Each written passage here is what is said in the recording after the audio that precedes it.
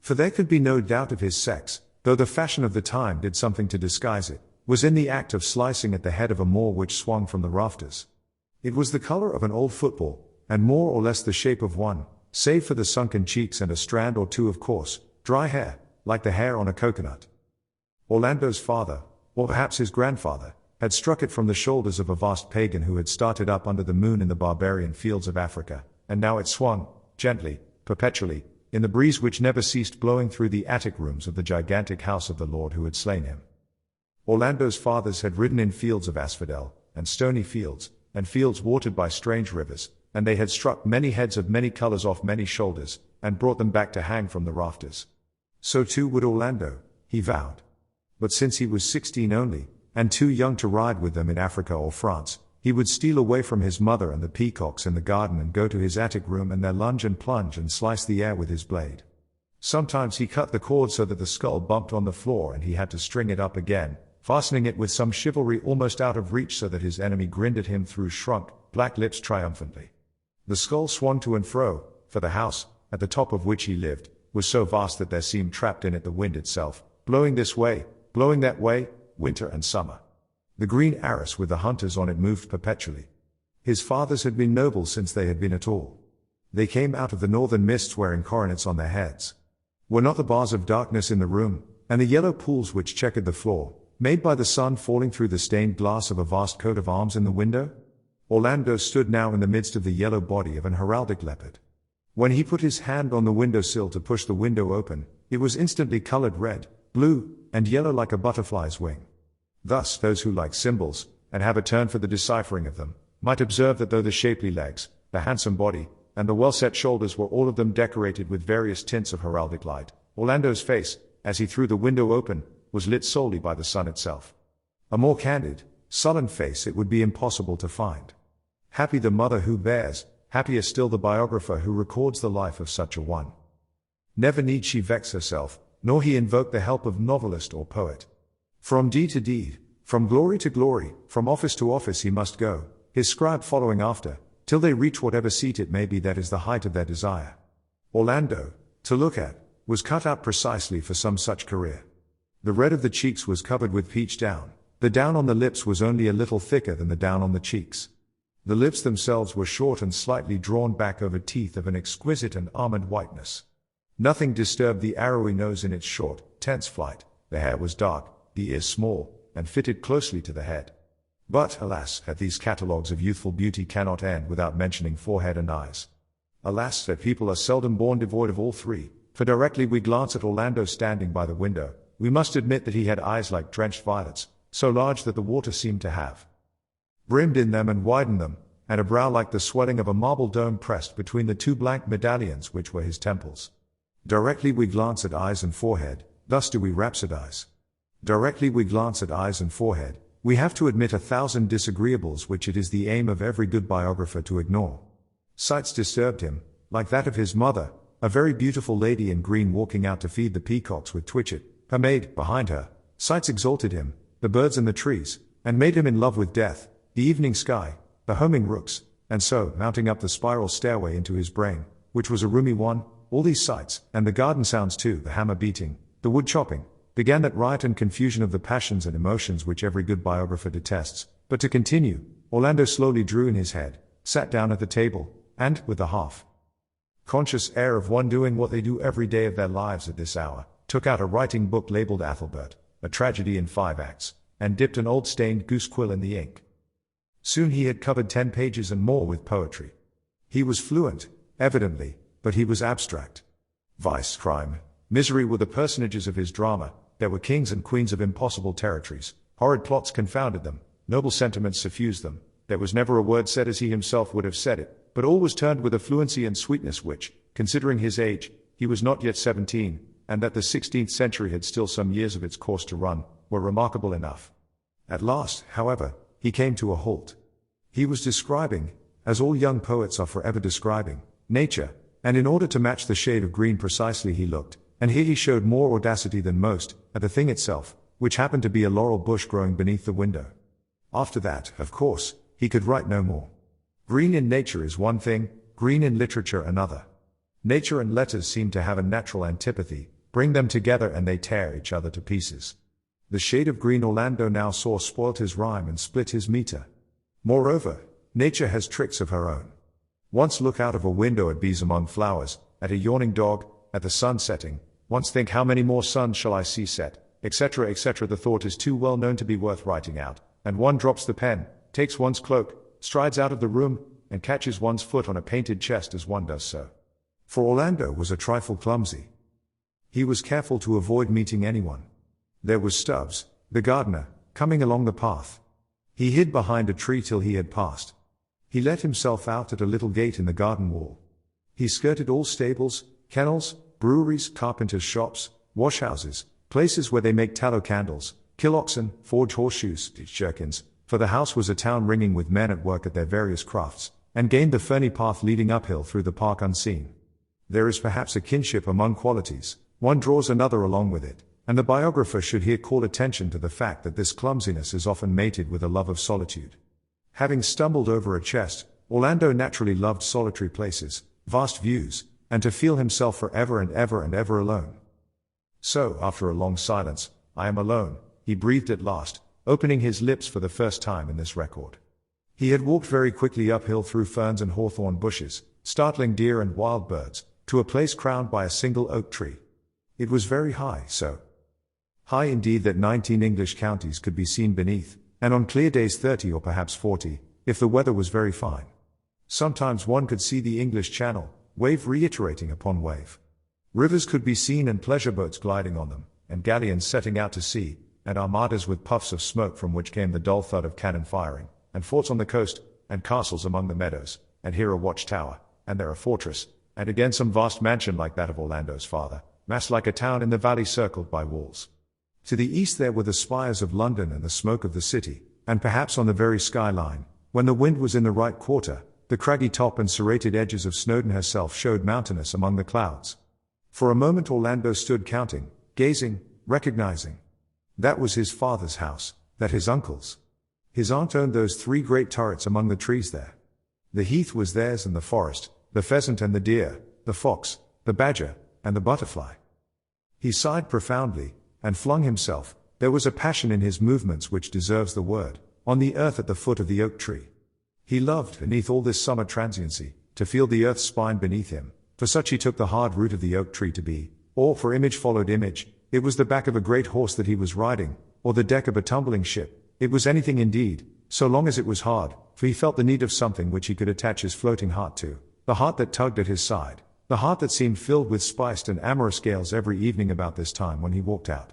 To the oak tree he tied it, and as he lay there, gradually the flutter in and about him stilled itself, the little leaves hung, the deer stopped, the pale summer clouds stayed, his limbs grew heavy on the ground, and he lay so still that by degrees the deer stepped nearer and the rooks wheeled round him and the swallows dipped and circled and the dragonflies shot past, as if all the fertility and amorous activity of a summer's evening were woven web-like about his body.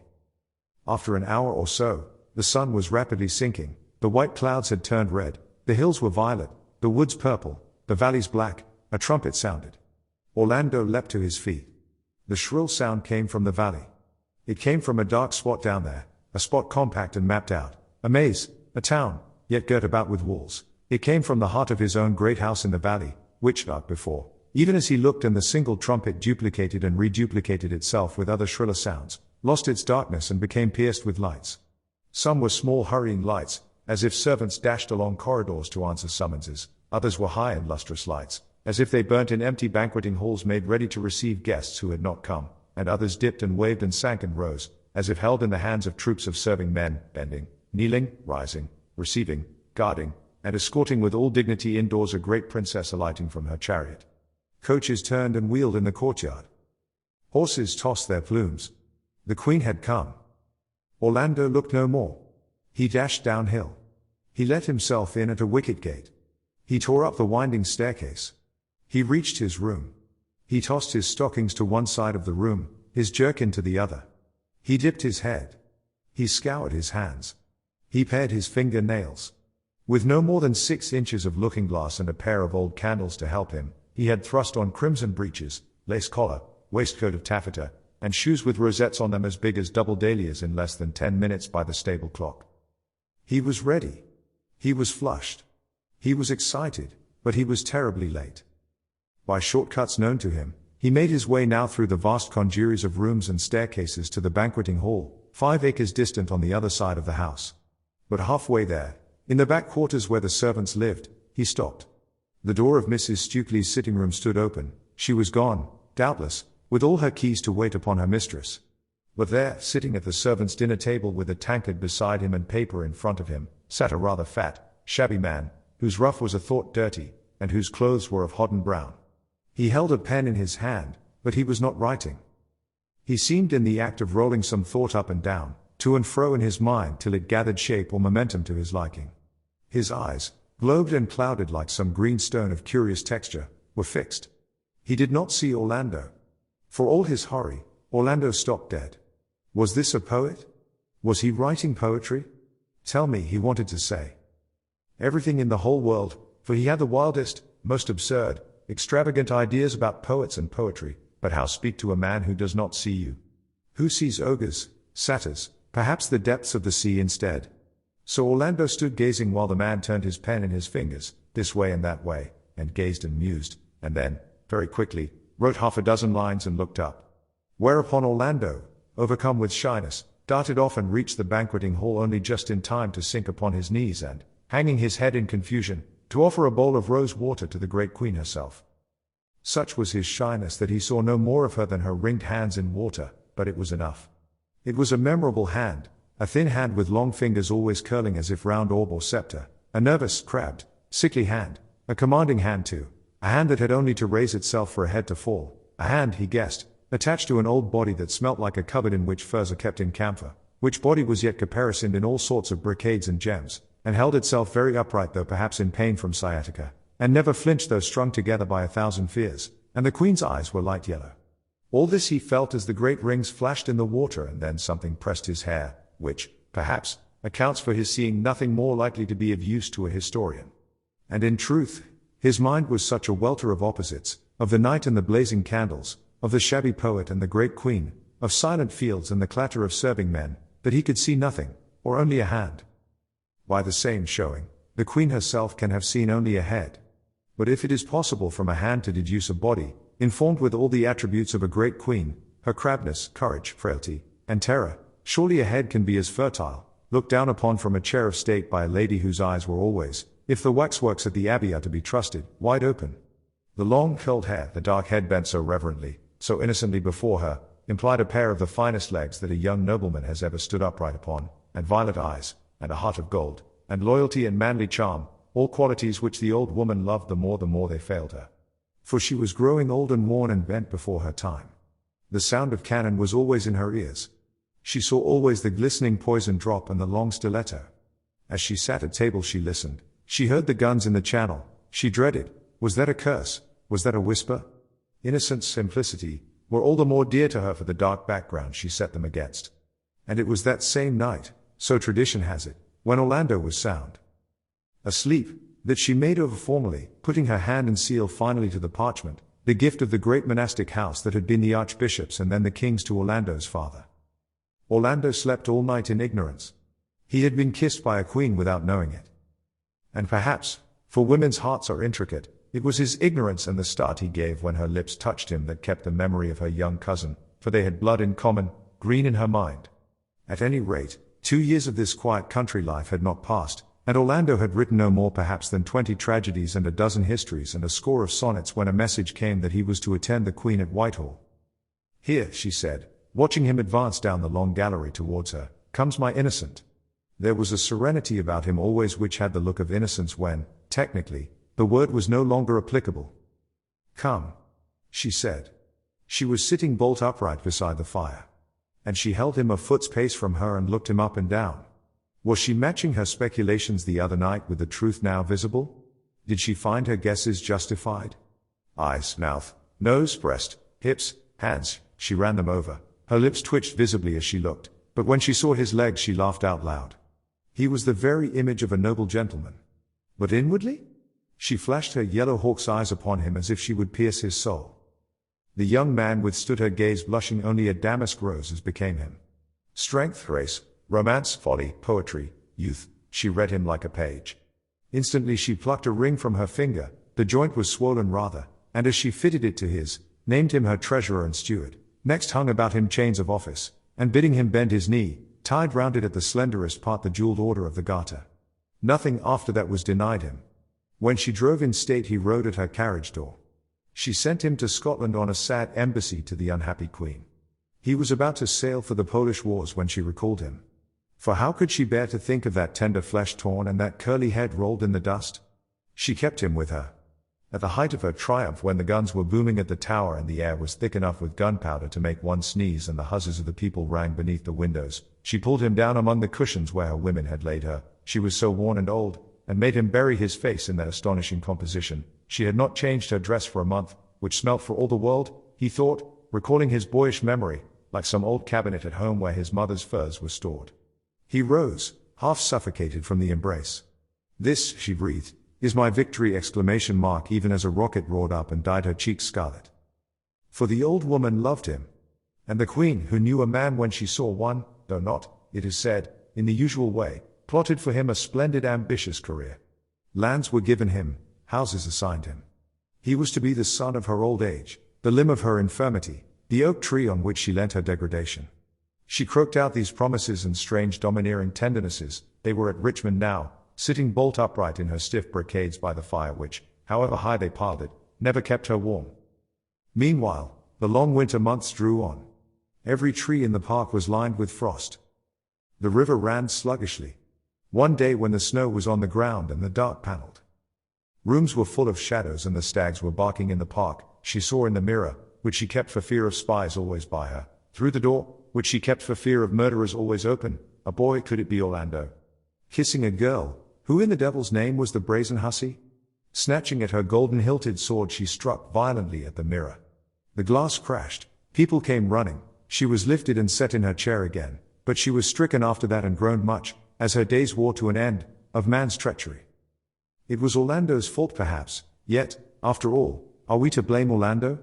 The age was the Elizabethan, their morals were not ours, nor their poets, nor their climate, nor their vegetables even. Everything was different. The weather itself, the heat and cold of summer and winter, was, we may believe, of another temper altogether. The brilliant amorous day was divided as sheerly from the night as land from water. Sunsets were redder and more intense, dawns were whiter and more auroral. Of our crepuscular half-lights and lingering twilights they knew nothing. The rain fell vehemently, or not at all. The sun blazed or there was darkness. Translating this to the spiritual regions as their wont is, the poets sang beautifully how roses fade and petals fall. The moment is brief, they sang, the moment is over, one long night is then to be slept by all. As for using the artifices of the greenhouse or conservatory to prolong or preserve these fresh pinks and roses, that was not their way. The withered intricacies and ambiguities of our more gradual and doubtful age were unknown to them. Violence was all. The flower bloomed and faded. The sun rose and sank. The lover loved and went. And what the poets said in rhyme, the young translated into practice. Girls were roses, and their seasons were short as the flowers. Plucked they must be before nightfall, for the day was brief and the day was all. Thus, if Orlando followed the leading of the climate, of the poets, of the age itself, and plucked his flower in the window seat even with the snow on the ground and the queen vigilant in the corridor, we can scarcely bring ourselves to blame him. He was young, he was boyish, he did but as nature bade him do. As for the girl, we know no more than Queen Elizabeth herself did what her name was. It may have been Doris, Chloris, Delia, or Diana, for he made rhymes to them all in turn. Equally, she may have been a court lady, or some serving maid. For Orlando's taste was broad, he was no lover of garden flowers only. The wild and the weeds even had always a fascination for him. Here, indeed, we lay bare rudely, as a biographer may, a curious trait in him, to be accounted for, perhaps, by the fact that a certain grandmother of his had worn a smock and carried milk pails. Some grains of the Kentish or Sussex earth were mixed with the thin, fine fluid which came to him from Normandy. He held that the mixture of brown earth and blue blood was a good one. Certain it is that he had always a liking for low company, especially for that of lettered people whose wits so often keep them under, as if there were the sympathy of blood between them. At this season of his life, when his head brimmed with rhymes and he never went to bed without striking off some conceit, the cheek of an innkeeper's daughter seemed fresher and the wit of a gamekeeper's niece seemed quicker than those of the ladies at court. Hence, he began going frequently to Wapping Old Stairs and the beer gardens at night, wrapped in a grey cloak to hide the star at his neck and the garter at his knee. There, with a mug before him, among the sanded alleys and bowling greens and all the simple architecture of such places, he listened to sailors' stories of hardship and horror and cruelty on the Spanish Main, how some had lost their toes, others their noses, for the spoken story was never so rounded or so finely coloured as the written. Especially he loved to hear them volley forth their songs of the Azores, while the parakeets, which they had brought from those parts, pecked at the rings in their ears, tapped with their hard acquisitive beaks at the rubies on their fingers, and swore as vilely as their masters. The women were scarcely less bold in their speech and less free in their manner than the birds. They perched on his knee, flung their arms round his neck and, guessing that something out of the common lay hid beneath his duffel cloak, were quite as eager to come at the truth of the matter as Orlando himself. Nor was opportunity lacking. The river was astir early and late with barges, wherries, and craft of all description. Every day sailed to sea some fine ship bound for the Indies. Now and again another blackened and ragged with hairy men on board crept painfully to anchor. No one missed a boy or girl if they dallied a little on the water after sunset, or raised an eyebrow if gossip had seen them sleeping soundly among the treasure sacks safe in each other's arms. Such indeed was the adventure that befell Orlando, Suki, and the Earl of Cumberland. The day was hot, their loves had been active, they had fallen asleep among the rubies. Late that night the Earl, whose fortunes were much bound up in the Spanish ventures, came to check the booty alone with a lantern. He flashed the light on a barrel. He started back with an oath. Twined about the cask 2 spirits lay sleeping. Superstitious by nature, and his conscience laden with many a crime, the Earl took the couple. They were wrapped in a red cloak, and Suki's bosom was almost as white as the eternal snows of Orlando's poetry, for a phantom sprung from the graves of drowned sailors to upbraid him. He crossed himself. He vowed repentance. The row of almshouses still standing in the Sheen Road is the visible fruit of that moment's panic. 12 poor old women of the parish today drink tea and tonight bless his lordship for a roof above their heads, so that illicit love in a treasure ship, but we omit the moral. Soon, however, Orlando grew tired, not only of the discomfort of this way of life, and of the crabbed streets of the neighborhood, but of the primitive manner of the people. For it has to be remembered that crime and poverty had none of the attraction for the Elizabethans that they have for us. They had none of our modern shame of book learning, none of our belief that to be born the son of a butcher is a blessing and to be unable to read a virtue, no fancy that what we call life and reality are somehow connected with ignorance and brutality, nor, indeed, any equivalent for these two words at all. It was not to seek life that Orlando went among them, not in quest of reality that he left them. But when he had heard a score of times how Jakes had lost his nose and Suki her honor, and they told the stories admirably, it must be admitted, he began to be a little weary of the repetition, for a nose can only be cut off in one way and maidenhood lost in another. Or so it seemed to him, whereas the arts and the sciences had a diversity about them which stirred his curiosity profoundly. So, always keeping them in happy memory, he left off frequenting the beer gardens and the skittle alleys, hung his grey cloak in his wardrobe, let his star shine at his neck and his garter twinkle at his knee, and appeared once more at the court of King James. He was young, he was rich, he was handsome. No one could have been received with greater acclamation than he was. It is certain indeed that many ladies were ready to show him their favours. The names of 3 at least were freely coupled with his in marriage, Clorinda, Favilla, Euphrosyne. So he called them in his sonnets. To take them in order, Clorinda was a sweet-mannered gentle lady enough. Indeed Orlando was greatly taken with her for 6 months and a half, but she had white eyelashes and could not bear the sight of blood. A hare brought up roasted at her father's table turned her faint.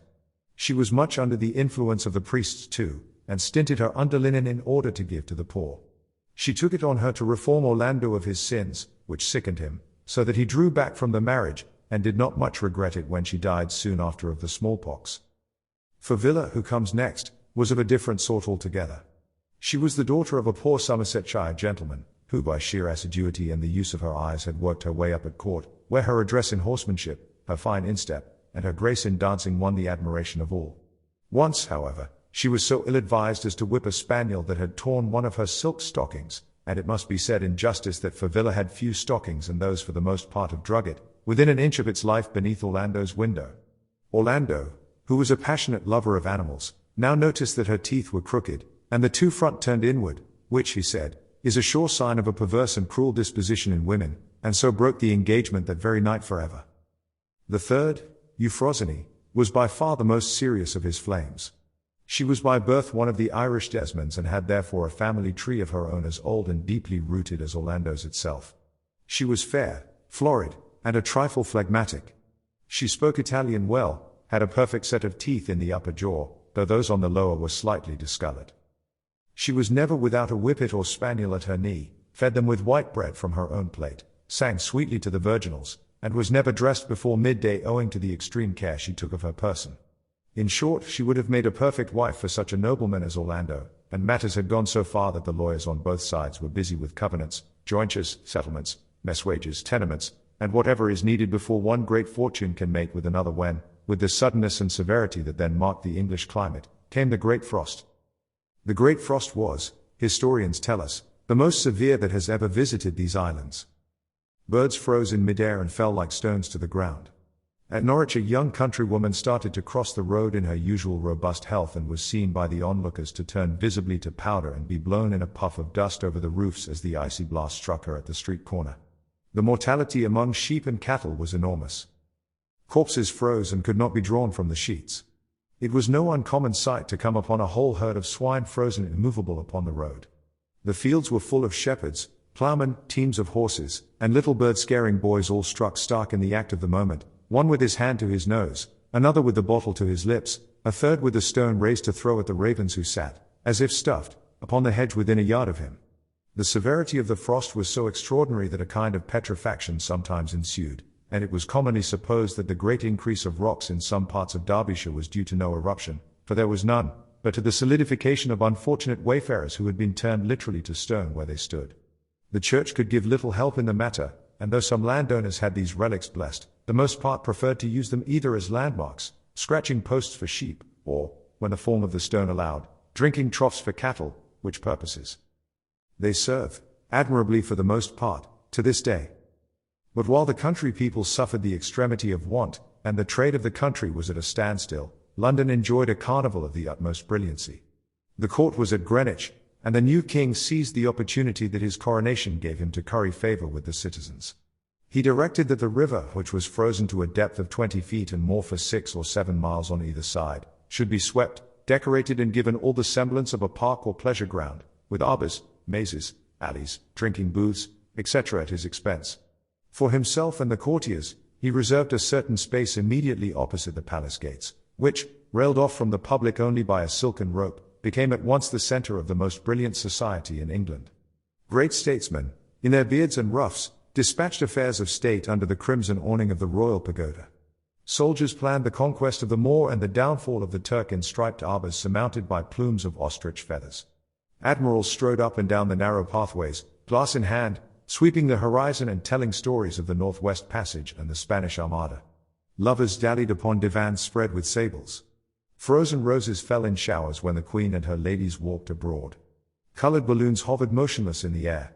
Here and there burnt vast bonfires of cedar and oak wood, lavishly salted, so that the flames were of green, orange, and purple fire.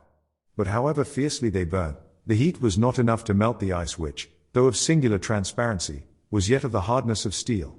So clear indeed was it that there could be seen, congealed at a depth of several feet, here a porpoise, there a flounder. Shoals of eels lay motionless in a trance, but whether their state was one of death or merely of suspended animation which the warmth would revive puzzled the philosophers. Near London Bridge, where the river had frozen to a depth of some 20 fathoms, a wrecked wherry boat was plainly visible, lying on the bed of the river where it had sunk last autumn, overladen with apples. The old bumboat woman, who was carrying her fruit to market on the Surrey side, sat there in her plaids and farthingales with her lap full of apples, for all the world as if she were about to serve a customer, though a certain blueness about the lips hinted the truth. 'Twas a sight King James specially liked to look upon, and he would bring a troop of courtiers to gaze with him. In short, nothing could exceed the brilliancy and gaiety of the scene by day. But it was at night that the carnival was at its merriest. For the frost continued unbroken, the nights were of perfect stillness, the moon and stars blazed with the hard fixity of diamonds, and to the fine music of flute and trumpet the courtiers danced. Orlando, it is true, was none of those who tread lightly the Coranto and la Volta. He was clumsy and a little absent-minded. He much preferred the plain dances of his own country, which he danced as a child, to these fantastic foreign measures. He had indeed just brought his feet together about 6 in the evening of the 7th of January at the finish of some such quadrille or minuet when he beheld, coming from the pavilion of the Muscovite embassy, a figure which, whether boy's or woman's, for the loose tunic and trousers of the Russian fashion served to disguise the sex, filled him with the highest curiosity. The person, whatever the name or sex, was about middle height, very slenderly fashioned, and dressed entirely in oyster-colored velvet, trimmed with some unfamiliar greenish-colored fur. But these details were obscured by the extraordinary seductiveness which issued from the whole person. Images, metaphors of the most extreme and extravagant, twined and twisted in his mind. He called her a melon, a pineapple, an olive tree, an emerald, and a fox in the snow, all in the space of 3 seconds. He did not know whether he had heard her, tasted her, seen her, or all three together. For though we must pause not a moment in the narrative, we may here hastily note that all his images at this time were simple in the extreme to match his senses, and were mostly taken from things he had liked the taste of as a boy. But if his senses were simple, they were at the same time extremely strong.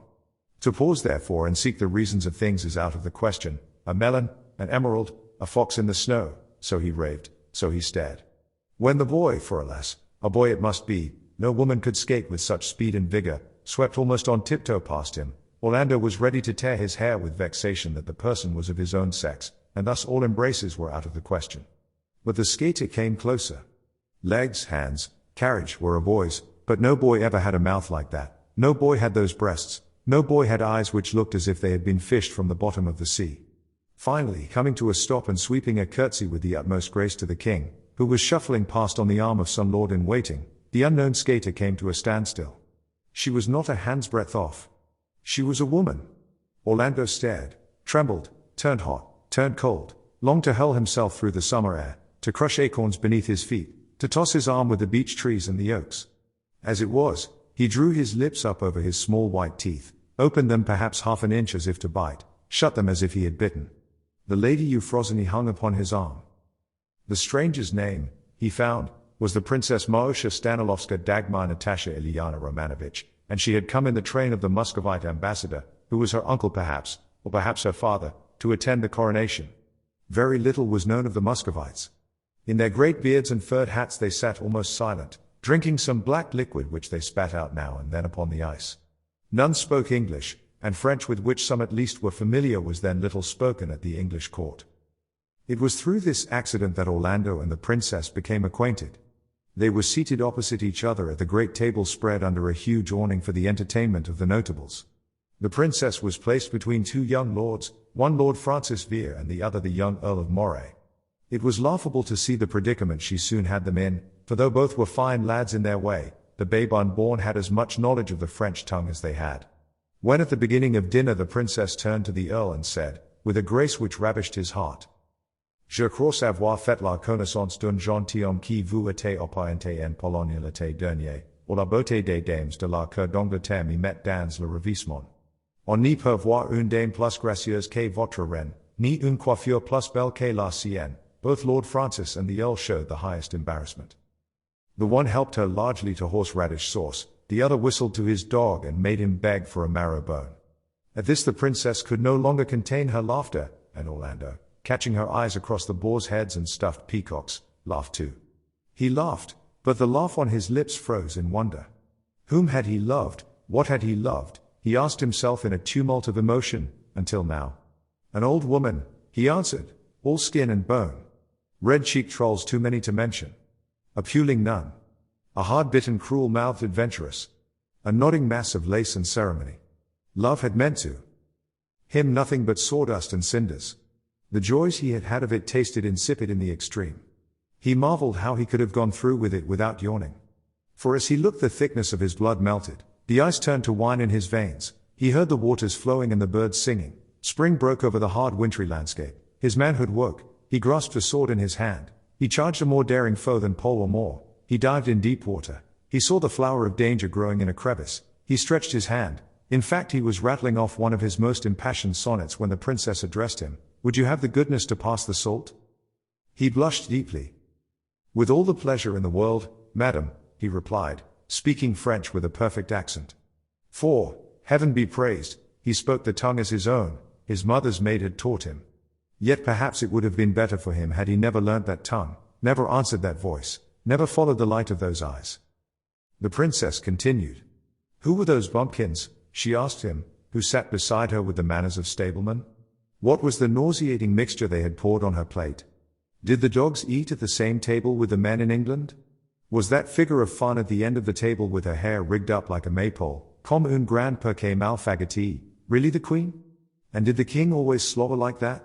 And which of those popinjays was George Villiers? Though these questions rather discomposed Orlando at first, they were put with such archness and drollery that he could not help but laugh, and he saw from the blank faces of the company that nobody understood a word. He answered her as freely as she asked him, speaking, as she did, in perfect French. Thus began an intimacy between the two which soon became the scandal of the court. Soon it was observed Orlando paid the Muscovite far more attention than mere civility demanded.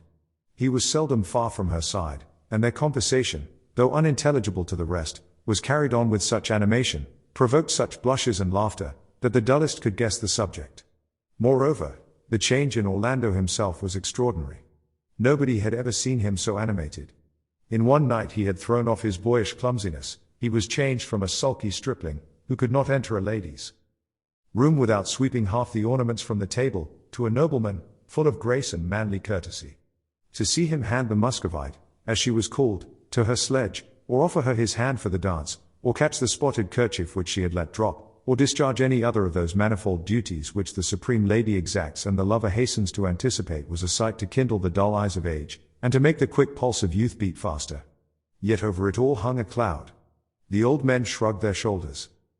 The young tittered between their fingers. All knew that Orlando was betrothed to another. The Lady Margaret O'Brien O'Dare O'Reilly Tyrconnell, for that was the proper name of Euphrosyne of the sonnets, wore Orlando's splendid sapphire on the second finger of her left hand. It was she who had the supreme right to his attentions. Yet she might drop all the handkerchiefs in her wardrobe, of which she had many scores, upon the ice, and Orlando never stooped to pick them up. She might wait 20 minutes for him to hand her to her sledge, and in the end have to be content with the services of her blackamoor. When she skated, which she did rather clumsily, no one was at her elbow to encourage her, and, if she fell, which she did rather heavily, no one raised her to her feet and dusted the snow from her petticoats. Although she was naturally phlegmatic, slow to take offense, and more reluctant than most people to believe that a mere foreigner could oust her from Orlando's affections, still even the Lady Margaret herself was brought at last to suspect that something was brewing against her peace of mind. Indeed, as the days passed, Orlando took less and less care to hide his feelings. Making some excuse or other, he would leave the company as soon as they had dined, or steal away from the skaters, who were forming sets for a quadrille. Next moment it would be seen that the Muscovite was missing too. But what most outraged the court, and stung it in its tenderest part, which is its vanity, was that the couple was often seen to slip under the silken rope, which railed off the royal enclosure from the public part of the river, and to disappear among the crowd of common people. For suddenly the princess would stamp her foot and cry, "Take me away. I detest your English mob," by which she meant the English court itself. She could stand it no longer. It was full of prying old women, she said, who stared in one's face, and of bumptious young men who trod on one's toes. They smelt bad. Their dogs ran between her legs. It was like being in a cage. In Russia they had rivers 10 miles broad on which one could gallop 6 horses abreast all day long without meeting a soul. Besides, she wanted to see the tower, the beefeaters, the heads on Temple Bar, and the jewelers' shops in the city. Thus it came about that Orlando took her into the city, showed her the beefeaters and the rebels' heads, and bought her whatever took her fancy in the Royal Exchange. But this was not enough. Each increasingly desired the other's company and privacy all day long, where there were none to marvel or to stare. Instead of taking the road to London, therefore, they turned the other way about and were soon beyond the crowd among the frozen reaches of the Thames, where, save for sea birds and some old country woman hacking at the ice in a vain attempt to draw a pailful of water or gathering what sticks or dead leaves she could find for firing, not a living soul ever came their way. The poor kept closely to their cottages, and the better sort, who could afford it, crowded for warmth and merriment to the city. Hence Orlando, and Sasha, as he called her for short, and because it was the name of a white Russian fox he had had as a boy, a creature soft as snow, but with teeth of steel, which bit him so savagely that his father had it killed. Hence, they had the river to themselves. Hot with skating and with love, they would throw themselves down in some solitary reach, where the yellow osiers fringed the bank, and wrapped in a great fur cloak Orlando would take her in his arms, and know, for the first time, he murmured, the delights of love. Then, when the ecstasy was over and they lay lulled in a swoon on the ice, he would tell her of his other loves, and how, compared with her, they had been of wood, of sackcloth, and of cinders. And laughing at his vehemence, she would turn once more in his arms and give him for love's sake, one more embrace. And then they would marvel that the ice did not melt with their heat, and pity the poor old woman who had no such natural means of thawing it, but must hack at it with a chopper of cold steel. And then, wrapped in their sables, they would talk of everything under the sun, of sights and travels, of Moor and pagan, of this man's beard and that woman's skin, of a rat that fed from her hand at table, of the arras that moved always in the hall at home, of a face, of a feather. Nothing was too small for such converse, nothing was too great. Then suddenly, Orlando would fall into one of his moods of melancholy. The sight of the old woman hobbling over the ice might be the cause of it, or nothing, and would fling himself face downwards on the ice and look into the frozen waters and think of death. For the philosopher is right who says that nothing thicker than a knife's blade separates happiness from melancholy, and he goes on to opine that one is twin fellow to the other, and draws from this the conclusion that all extremes of feeling are allied to madness, and so bids us take refuge in the true church, in his view the Anabaptist, which is the only harbor, port, anchorage, etc., he said, for those tossed on this sea. All ends in death, Orlando would say, sitting upright, his face clouded with gloom. For that was the way his mind worked now, in violent seesaws from life to death, stopping at nothing in between, so that the biographer must not stop either, but must fly as fast as he can and so keep pace with the unthinking passionate foolish actions and sudden extravagant words in which, it is impossible to deny, Orlando at this time of his life indulged. All ends in death, Orlando would say, sitting upright on the ice. But Sasha, who after all had no English blood in her but was from Russia where the sunsets are longer, the dawns less sudden, and sentences often left unfinished from doubt as to how best to end them. Sasha stared at him, perhaps sneered at him, for he must have seemed a child to her, and said nothing. But at length the ice grew cold beneath them, which she disliked, so pulling him to his feet again, she talked so enchantingly, so wittily, so wisely, but unfortunately always in French, which notoriously loses its flavor in translation, that he forgot the frozen waters or night coming or the old woman or whatever it was, and would try to tell her, plunging and splashing among 1,000 images which had gone as stale as the women who inspired them, what she was like. Snow, cream, marble, cherries, alabaster, golden wire? None of these. She was like a fox, or an olive tree, like the waves of the sea when you look down upon them from a height, like an emerald, like the sun on a green hill which is yet clouded, like nothing he had seen or known in England. Ransack the language as he might, words failed him. He wanted another landscape, and another tongue. English was too frank, too candid, too honeyed a speech for Sasha. For in all she said, however open she seemed and voluptuous, there was something hidden, in all she did, however daring, there was something concealed. So the green flame seems hidden in the emerald, or the sun prisoned in a hill. The clearness was only outward, within was a wandering flame. It came, it went, she never shone with the steady beam of an Englishwoman. Here, however, remembering the Lady Margaret and her petticoats, Orlando ran wild in his transports and swept her over the ice, faster, faster, vowing that he would chase the flame, dive for the gem, and so on, the words coming on the pants of his breath with the passion of a poet whose poetry is half pressed out of him by pain. But Sasha was silent. When Orlando had done telling her that she was a fox, an olive tree, or a green hilltop, and had given her the whole history of his family, how their house was one of the most ancient in Britain, how they had come from Rome with the Caesars and had the right to walk down the Corso, which is the chief street in Rome, under a tasseled palanquin, which he said is a privilege reserved only for those of imperial blood, for there was an orgulous credulity about him which was pleasant enough, he would pause and ask her, where was her own house? What was her father? Had she brothers? Why was she here alone with her uncle? Then, somehow, though she answered readily enough, an awkwardness would come between them. He suspected at first that her rank was not as high as she would like, or that she was ashamed of the savage ways of her people, for he had heard that the women in Muscovy wear beards and the men are covered with fur from the waist down, that both sexes are smeared with tallow to keep the cold out, tear meat with their fingers and live in huts where an English noble would scruple to keep his cattle, so that he forbore to press her.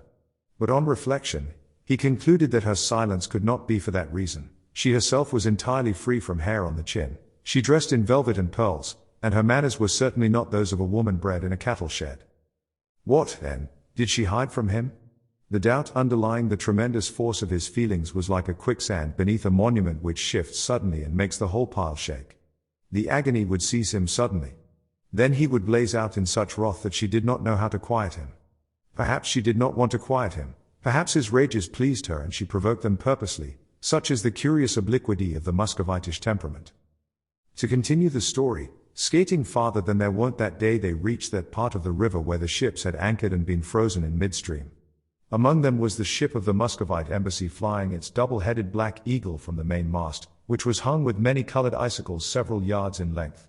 Sasha had left some of her clothing on board, and supposing the ship to be empty they climbed on deck and went in search of it. Remembering certain passages in his own past, Orlando would not have marveled had some good citizens sought this refuge before them, and so it turned out. They had not ventured far when a fine young man started up from some business of his own behind a coil of rope and saying, apparently, for he spoke Russian, that he was one of the crew and would help the princess to find what she wanted, lit a lump of candle and disappeared with her into the lower parts of the ship.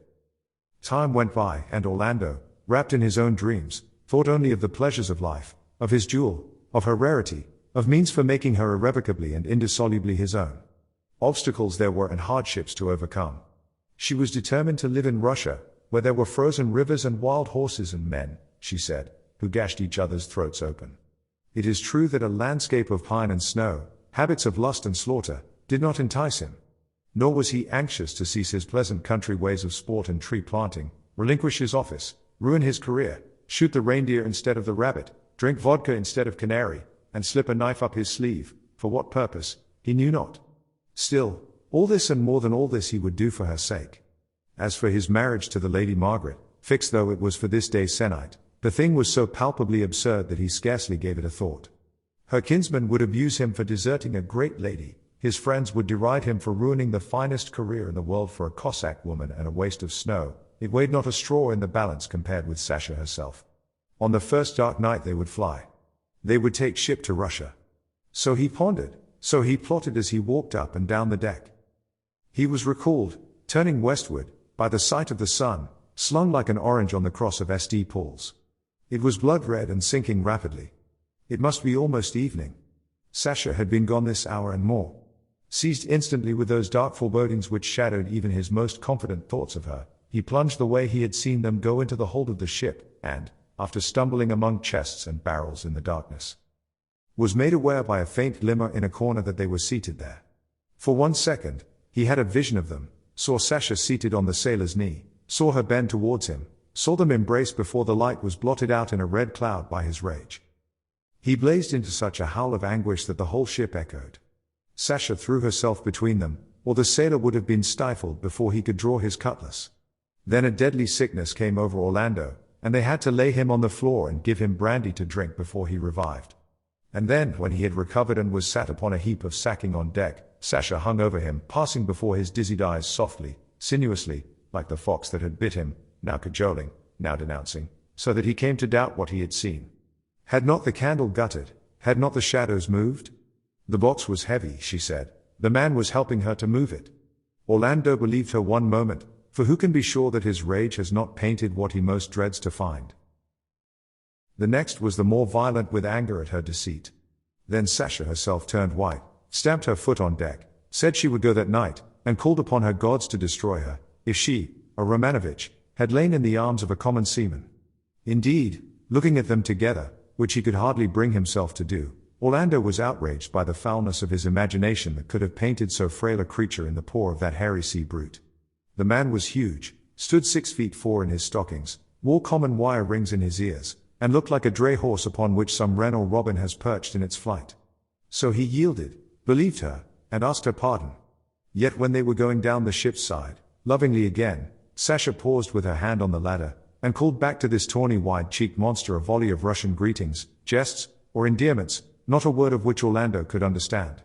But there was something in her tone, it might be the fault of the Russian consonants, that reminded Orlando of a scene some nights since, when he had come upon her in secret gnawing a candle end in a corner, which she had picked from the floor. True, it was pink, it was gilt, and it was from the king's table, but it was tallow, and she gnawed it. Was there not, he thought, handing her onto the ice, something rank in her, something coarse-flavored, something peasant-born? And he fancied her at 40 grown unwieldy though she was now slim as a reed, and lethargic though she was now blithe as a lark. But again as they skated towards London such suspicions melted in his breast, and he felt as if he had been hooked by a great fish through the nose and rushed through the waters unwillingly, yet with his own consent. It was an evening of astonishing beauty. As the sun sank, all the domes, spires, turrets, and pinnacles of London rose in inky blackness against the furious red sunset clouds.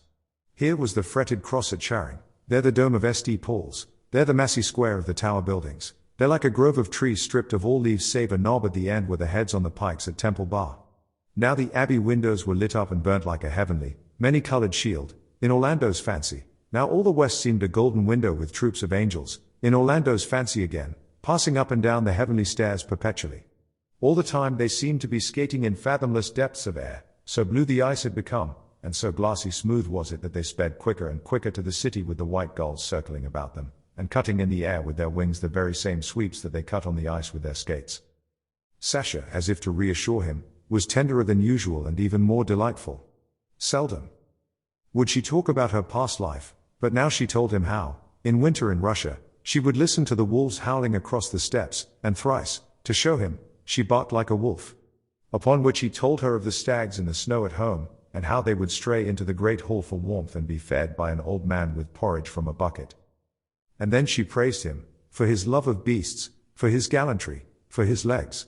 Ravished with her praises and shamed to think how he had maligned her by fancying her on the knees of a common sailor and grown fat and lethargic at 40, he told her that he could find no words to praise her, yet instantly bethought him how she was like the spring and green grass and rushing waters, and seizing her more tightly than ever, he swung her with him half across the river so that the gulls and the cormorants swung too. And halting at length, out of breath, she said, panting slightly, that he was like a million-candled Christmas tree, such as they have in Russia hung with yellow globes, incandescent, enough to light a whole street by. For what with his glowing cheeks, his dark curls, his black and crimson cloak, he looked as if he were burning with his own radiance, from a lamp lit within. So one might translate, all the colour, save the red of Orlando's cheeks, soon faded. Night came on. As the orange light of sunset vanished, it was succeeded by an astonishing white glare from the torches, bonfires, flaming cressets, and other devices by which the river was lit up, and the strangest transformation took place. Various churches and noblemen's palaces, whose fronts were of white stone, showed in streaks and patches as if floating on the air. Of St. Paul's, in particular, nothing was left but a gilt cross. The abbey appeared like the grey skeleton of a leaf. Everything suffered emaciation and transformation. As they approached the carnival, they heard a deep note like that struck on a tuning fork which boomed louder and louder until it became an uproar. Every now and then a great shout followed a rocket into the air. Gradually they could discern little figures breaking off from the vast crowd and spinning hither and thither like gnats on the surface of a river. Above and around this brilliant circle like a bowl of darkness pressed the deep black of a winter's night. And then into this darkness there began to rise with pauses, which kept the expectation alert and the mouth open, flowering rockets, crescents, serpents, a crown. At one moment the woods and distant hills showed green as on a summer's day, the next all was winter and blackness again. By this time Orlando and the princess were close to the royal enclosure and found their way barred by a great crowd of the common people, who were pressing as near to the silken rope as they dared. Loath to end their privacy and encounter the sharp eyes that were on the watch for them, the couple lingered there, shouldered by apprentices, tailors, fishwives, horse dealers, coney catchers, starving scholars, maidservants in their wimples, orange girls, ostlers, citizens, bawdy tapsters, and a crowd of little ragamuffins such as always haunt the outskirts of a crowd, screaming and scrambling among people's feet. All the riffraff of the London streets indeed was there, jesting and jostling, here casting dice, telling fortunes, shoving, tickling, pinching, here uproarious, there glum, some of them with mouths gaping a yard wide, others as little reverent as doors on a housetop, all as variously rigged out as their purse or stations allowed, here in fur and broadcloth, there in tatters with their feet kept from the ice only by a dishclout bound about them. The main press of people, it appeared, stood opposite a booth or stage something like our Punch and Judy show upon which some kind of theatrical performance was going forward. A black man was waving his arms and vociferating. There was a woman in white laid upon a bed. Rough though the staging was, the actors running up and down a pair of steps and sometimes tripping, and the crowd stamping their feet and whistling, or when they were bored, tossing a piece of orange peel onto the ice which a dog would scramble for. Still the astonishing, sinuous melody of the words stirred Orlando like music, spoken with extreme speed and a daring agility of tongue which reminded him of the sailors singing in the beer gardens at Wapping. The words even without meaning were as wine to him. But now and again a single phrase would come to him over the ice which was as if torn from the depths of his heart. The frenzy of the Moor seemed to him his own frenzy, and when the Moor suffocated the woman in her bed it was Sasha he killed with his own hands. At last the play was ended. All had grown dark.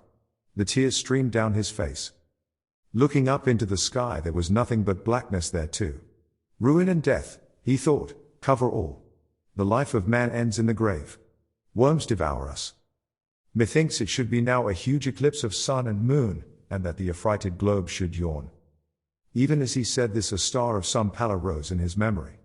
The night was dark, it was pitch dark, but it was such a night as this that they had waited for, it was on such a night as this that they had planned to fly. He remembered everything. The time had come. With a burst of passion he snatched Sasha to him, and hissed in her ear, "Jour de ma vie." It was their signal. At midnight they would meet at an inn near Blackfriars. Horses waited there. Everything was in readiness for their flight. So they parted, she to her tent, he to his. It still wanted an hour of the time. Long before midnight Orlando was in waiting. The night was of so inky a blackness that a man was on you before he could be seen, which was all to the good, but it was also of the most solemn stillness, so that a horse's hoof, or a child's cry, could be heard at a distance of half a mile. Many a time did Orlando, pacing the little courtyard, hold his heart at the sound of some nag's steady footfall on the cobbles, or at the rustle of a woman's dress. But the traveller was only some merchant, making home belated, or some woman of the quarter whose errand was nothing so innocent. They passed, and the street was quieter than before. Then those lights which burnt downstairs in the small, huddled quarters where the poor of the city lived moved up to the sleeping rooms, and then, one by one, were extinguished. The street lanterns in these purlieus were few at most, and the negligence of the night watchman often suffered them to expire long before dawn. The darkness then became even deeper than before. Orlando looked to the wicks of his lantern, saw to the saddle girths, primed his pistols, examined his holsters, and did all these things a dozen times at least till he could find nothing more needing his attention. Though it still lacked some 20 minutes to midnight, he could not bring himself to go indoors to the inn parlour, where the hostess was still serving sack and the cheaper sort of canary wine to a few seafaring men, who would sit there trolling their ditties, and telling their stories of Drake, Hawkins, and Grenville, till they toppled off the benches and rolled asleep on the sanded floor. The darkness was more compassionate to his swollen and violent heart. He listened to every footfall, speculated on every sound. Each drunken shout and each wail from some poor wretch laid in the straw or in other distress cut his heart to the quick, as if it boded ill omen to his venture. Yet, he had no fear for Sasha. Her courage made nothing of the adventure. She would come alone, in her cloak and trousers, booted like a man. Light as her footfall was, it would hardly be heard, even in this silence. So he waited in the darkness. Suddenly he was struck in the face by a blow, soft, yet heavy, on the side of his cheek. So strung with expectation was he, that he started and put his hand to his sword. The blow was repeated a dozen times on forehead and cheek.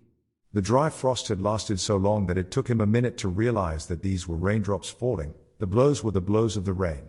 At first, they fell slowly, deliberately, one by one. But soon the 6 drops became 60, then 600, then ran themselves together in a steady spout of water. It was as if the hard and consolidated sky poured itself forth in one profuse fountain. In the space of 5 minutes Orlando was soaked to the skin. Hastily putting the horses under cover, he sought shelter beneath the lintel of the door whence he could still observe the courtyard. The air was thicker now than ever, and such a steaming and droning rose from the downpour that no footfall of man or beast could be heard above it. The roads, pitted as they were with great holes, would be under water and perhaps impassable. But of what effect this would have upon their flight he scarcely thought. All his senses were bent upon gazing along the cobbled pathway, gleaming in the light of the lantern, for Sasha's coming. Sometimes, in the darkness, he seemed to see her wrapped about with rain strokes. But the phantom vanished. Suddenly, with an awful and ominous voice, a voice full of horror and alarm which raised every hair of anguish in Orlando's soul, St. Paul struck the first stroke of midnight. 4 times more it struck remorselessly. With the superstition of a lover, Orlando had made out that it was on the 6th stroke that she would come. But the 6th stroke echoed away, and the 7th came and the 8th, and to his apprehensive mind they seemed notes first heralding and then proclaiming death and disaster. When the 12th struck he knew that his doom was sealed. It was useless for the rational part of him to reason. She might be late, she might be prevented, she might have missed her way. The passionate and feeling heart of Orlando knew the truth. Other clocks struck, jangling one after another. The whole world seemed to ring with the news of her deceit and his derision. The old suspicions subterraneously at work in him rushed forth from concealment openly. He was bitten by a swarm of snakes, each more poisonous than the last. He stood in the doorway in the tremendous rain without moving. As the minutes passed, he sagged a little at the knees. The downpour rushed on. In the thick of it, great guns seemed to boom. Huge noises as of the tearing and rending of oak trees could be heard. There were also wild cries and terrible inhuman groanings. But Orlando stood there immovable till Paul's clock struck 2, and then, crying aloud with an awful irony, and all his teeth showing, "Jour de ma vie!" he dashed the lantern to the ground, mounted his horse and galloped he knew not where. Some blind instinct, for he was past reasoning, must have driven him to take the river bank in the direction of the sea. For when the dawn broke, which it did with unusual suddenness, the sky turning a pale yellow and the rain almost ceasing, he found himself on the banks of the Thames off Wapping. Now a sight of the most extraordinary nature met his eyes. Where, for 3 months and more, there had been solid ice of such thickness that it seemed permanent as stone, and a whole gay city had been stood on its pavement, was now a race of turbulent yellow waters. The river had gained its freedom in the night. It was as if a sulphur spring, to which view many philosophers inclined, had risen from the volcanic regions beneath and burst the ice asunder with such vehemence that it swept the huge and massy fragments furiously apart. The mere look of the water was enough to turn one giddy. All was riot and confusion. The river was strewn with icebergs. Some of these were as broad as a bowling green and as high as a house, others no bigger than a man's hat, but most fantastically twisted. Now would come down a whole convoy of ice blocks sinking everything that stood in their way. Now, eddying and swirling like a tortured serpent, the river would seem to be hurtling itself between the fragments and tossing them from bank to bank, so that they could be heard smashing against the piers and pillars. But what was the most awful and inspiring of terror was the sight of the human creatures who had been trapped in the night and now paced their twisting and precarious islands in the utmost agony of spirit. Whether they jumped into the flood or stayed on the ice, their doom was certain. Sometimes quite a cluster of these poor creatures would come down together, some on their knees, others suckling their babies. One old man seemed to be reading aloud from a holy book. At other times, and his fate perhaps was the most dreadful, a solitary wretch would stride his narrow tenement alone. As they swept out to sea, some could be heard crying vainly for help, making wild promises to amend their ways, confessing their sins and vowing altars and wealth if God would hear their prayers. Others were so dazed with terror that they sat immovable and silent, looking steadfastly before them. One crew of young watermen or postboys, to judge by their liveries, roared and shouted the lewdest tavern songs, as if in bravado, and were dashed against a tree and sunk with blasphemies on their lips. An old nobleman, for such his furred gown and golden chain proclaimed him, went down not far from where Orlando stood, calling vengeance upon the Irish rebels, who, he cried with his last breath, had plotted this devilry. Many perished clasping some silver pot or other treasure to their breasts, and at least a score of poor wretches were drowned by their own cupidity, hurling themselves from the bank into the flood rather than let a gold goblet escape them, or see before their eyes the disappearance of some furred gown.